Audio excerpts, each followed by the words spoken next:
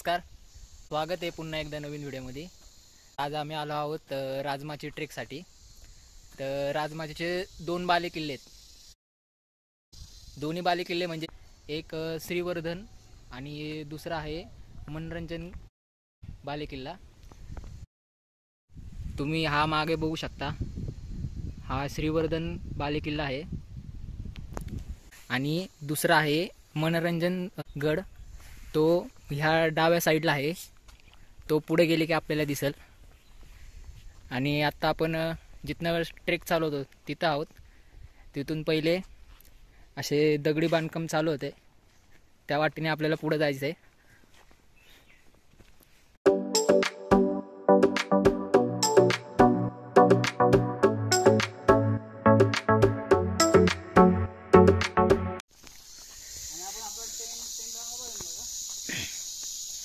आता आपण थोडंसंच पुढे आलोय दगडी बांधकाम वर चालत, आणि डाव्या साईडला आपण बघू शकतो इथे गुफा आहे एक। तर आपण आतमध्ये जाऊन बघूया गुफा।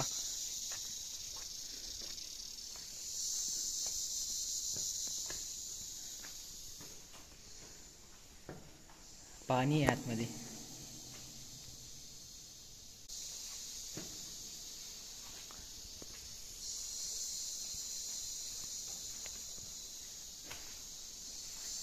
दोन्ही साइड मध्ये पाणी आहे आतमध्ये।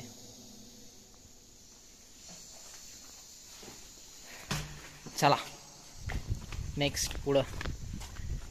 तर आता आपण बघू शकतो, हा जो पाठीमागे आहे हा मनोरंजन गड आहे, आणि हा त्याच्या उजव्या साईडला श्रीवर्धन गड आहे।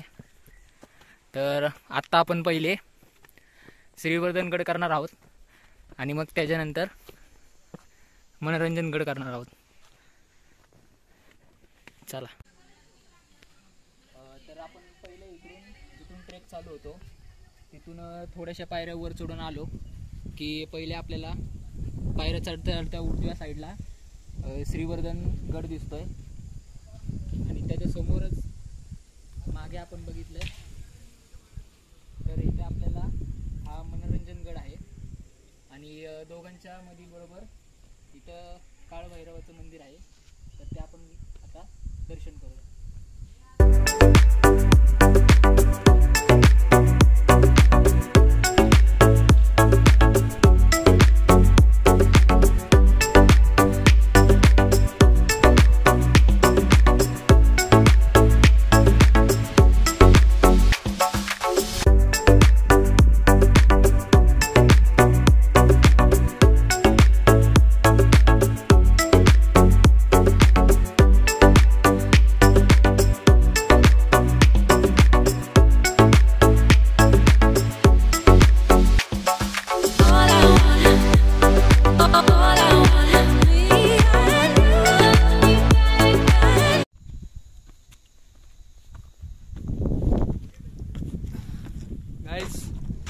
आता आपलं पायथ्याचा रस्ता संपलेला आहे। इथं आता बघू शकता, इथून आपली थ्री ट्रेकिंग चालू होणार आहे। आता इथून आपण काळभैरवाच्या मंदिरावरून जरा वरती आलोय। आता इथून आपला ट्रेक चालू करायचा आहे। काय नाही, जरा फक्त 15 मिनिटाचा ट्रॅक आहे।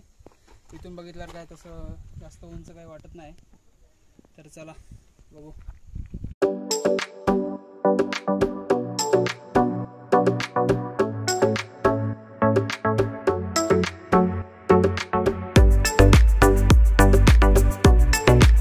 ट्रेक फक्त 15 ते 20 मिनिटातच आहे। आपण खाली बघू शकतो, तिथं काळभैरवाचं मंदिर दिसतं अजून आपल्याला।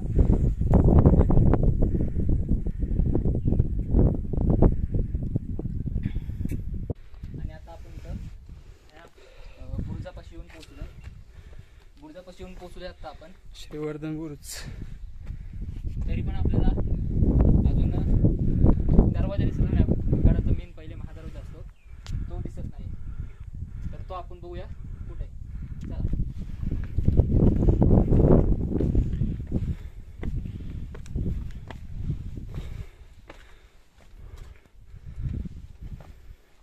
तर आपण आता बघू शकतो, आपण ह्या बुरुजाला वेढा मारून आलो। त्याच्यानंतर आपल्याला गडाचा दरवाजा दिसतो पाहिजे।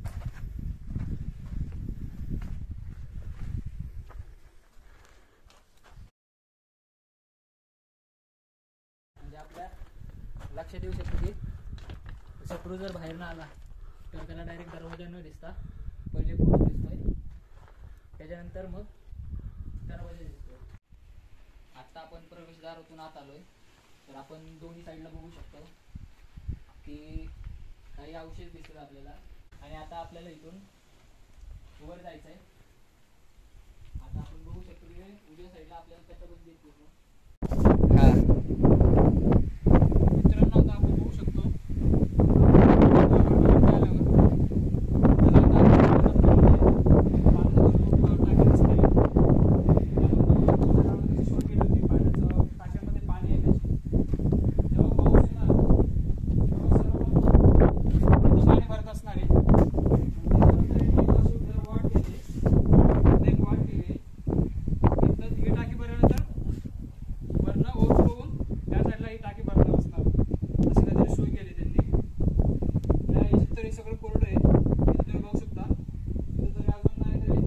जास्त पाणी. आता आपण तरी एवढं भरपूर उन्हाळा आहे तरी अजून तर पाणी साचलेलंच आहे आणि पाणी भरपूर स्वच्छ आहे.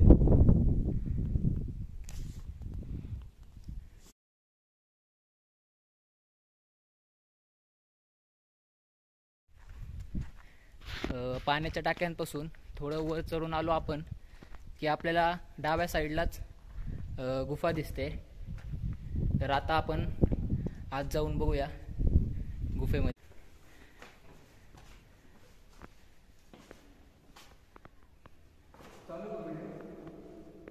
हो हो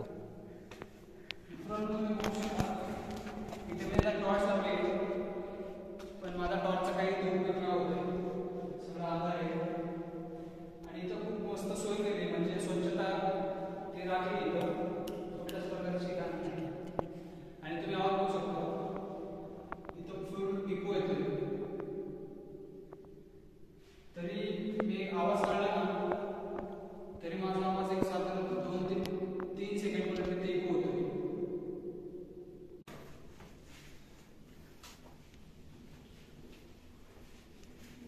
सेमच लेफ्ट साईडला पण आहे गुहा, अशीच गुहा त्या साईडला पण असेल. टोटल असे 3 गुहा आहेत. आणि आपण पाहिलं तर आपल्याला आतमध्ये बाहेरून बघितलं की असं वाटतं की छोट्या असतील, पण जेव्हा आपण आतमध्ये जातोय तेव्हा आपण बघू शकतो की खूप मोठ्या आहेत. बाहेर नव्ह की छोटं वाटतं इकडं. दरवाजा म्हणजे त्यांचा द्वार खूप. आत्ता आपण गुहेपाशी आहेत आणि बाहेर पाहिलं तर खूप ऊन आहे. आणि आपण जसं आतमध्ये येतो तसं वातावरण एकदम थंड आहे, एकदम गार वाटतंय. तर आत्ता आपण इथंच थोडा वेळ थांबणार आहोत आणि नाश्ता करून घेऊया पहिले, कारण का बाहेर खूप ऊन आहे आणि परत पुढे जाऊन आपल्याला कुठं अशी जागा भेटेल अशी शक्यता कमी आहे. त्यामुळेच इथंच आपण थांबणार आणि पाणी किंवा मग नाश्ता वगैरे असेल तर ते करून घेतात आता. ठीक आहे. ठीक आहे. नाही येस.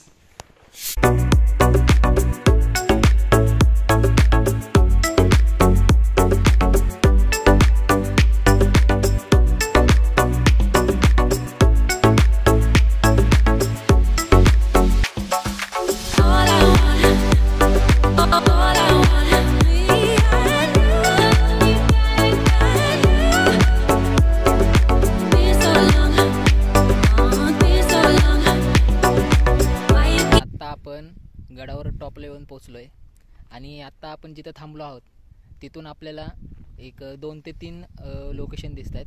तर ते आपण तिथं पाहिलं पहिले तर तिथं आपल्याला कातळदारा धबधबा दिसतोय. आत्ता सध्या पाणी नाही आहे, पावसाळा जेव्हा चालू होतो तेव्हा खूप फेमस धबधबा आहे तो कातळदारा धबधबा. आणि तिथून पुढं डाव्या साईडला पाहिलं आपण तर इथं पूर्ण मागं पाणी दिसते आपल्याला. तर हा शिरोटा डॅम आहे, तिथं. आणि तिथून डाव्या साईडला आपण पाहिलं तर आपल्याला तिथं नीट पाहिलं तर आपल्याला तिथं एक अशी छोटी टोक दिसतंय. तर ते डागबैरी आहे. साईडला जाऊया. हो बोललो ना परत. तर आत्ता आम्ही श्रीवर्धनगडाच्या टॉपवर येऊन पोचलो आहोत. आणि आपण जर इथं पाहिलं तर भौगोलिकदृष्ट्या जो पाठीमागचा हा परिसर दिसतोय आपल्याला, हा संपूर्ण पुणे विभागात येतोय. आणि हा बॅकसाईडचा जो परिसर आहे तो कोकण विभागातला परिसर आहे. पूर्वीच्या काळी कोकणातून बोरघाटामार्गे पुण्याकडे जाण्यासाठी जो व्यापारी मार्ग होता, त्या व्यापारी मार्गावर नियंत्रण ठेवण्यासाठी हा गडाचा उपयोग होत असत. आणि जेव्हा महाराजांनी 1657 साली कल्याणची स्वारी केली होती, त्या वर्षी लोहगड, तुंग, तिकोना, विसापूर आणि त्याचबरोबर राजमाची हे गडही स्वराज्यात सामील करून घेतले होते.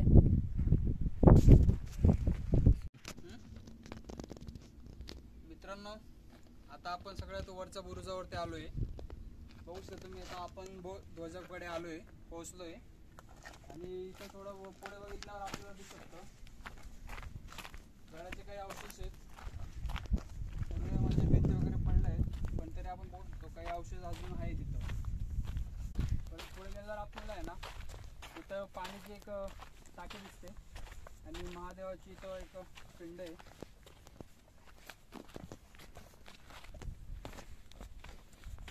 आता आपण उतरतोय गड.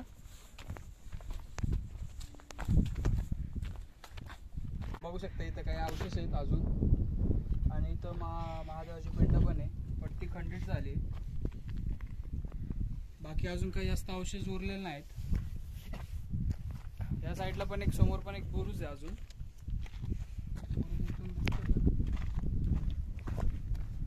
त्या साईडने बघितल्यावर आपल्याला तो बुरुज दिसेल. 3च बुरुज आहेत ना टोटल.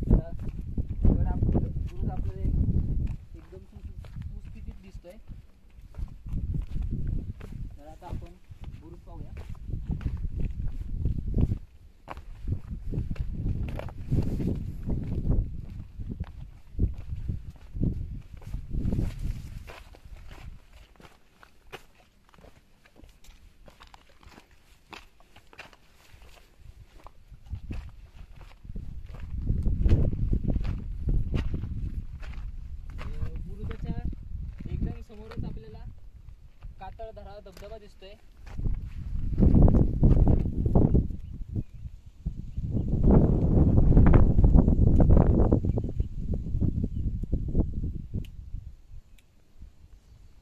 आणि आपण या साईडला पाहिलं तर इथे एक पाण्याचा तलाव आहे आणि तिथे आपल्याला एक मंदिरही दिसतंय. तर आपण आता गड उतरण केला की आपण तिकडे जाऊन पाहूया की मंदिर कुठले आहे ते. तर आता आम्ही त्याच बुरुजाच्या खाली उभे आहोत आणि आपण इथं पाठीमागे बघू शकतो. तिथून एक खाली जायला वाट आहे आणि आता आपण खाली जाऊया वाटेने, बघू खाली काय आहे. ॲडव्हेंचर